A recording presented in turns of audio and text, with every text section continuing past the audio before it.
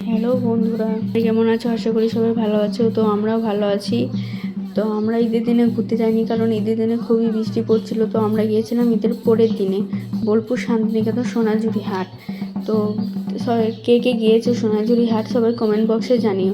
তো এইদিকে আমরা যাচ্ছিলাম, দেখছি মাসিগুলো নাচ করছে। আমি আর আয়ান দেখলাম খানিকক্ষণ, খুব সুন্দর নাচ করছিল। দেখার পরে আমরা সামনের দিকে এগিয়ে আসছিলাম।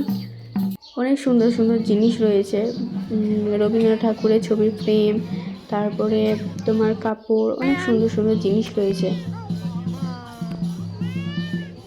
আমরা আজকে নয়, আমরা অনেকবারই এসেছি বোলপুর শান্তিনিকেতন সোনাঝুরি হাট। আমরা প্রায়ই আসি, অনেক সুন্দর সুন্দর জিনিস থাকে, দেখতে আসি। তো এদিকে আমরা বালা, চুড়ি, অনেক সুন্দর সুন্দর জিনিসগুলো দেখছিলাম। তো দেখো বন্ধুরা, তোমরা দেখো, আমরা ছবি তুলে এনেছি।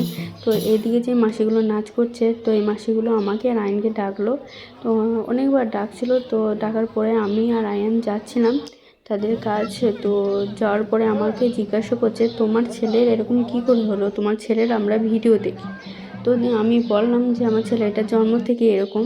তো আমাকে আর আয়নকে রিকোয়েস্ট করছিল খুবই যে নাচার জন্য। তো আমরা নাচিনি, অনেক রিকোয়েস্ট করছিল। তো অনেক রিকোয়েস্ট করার পরেও আমরা নাচিনি। তো বলছে, বেশ ঠিক আছে, তোমাদেরকে নাচতে হয় না, তোমরা শুধু মাঝে দাঁড়াও, আমরা নাচছি।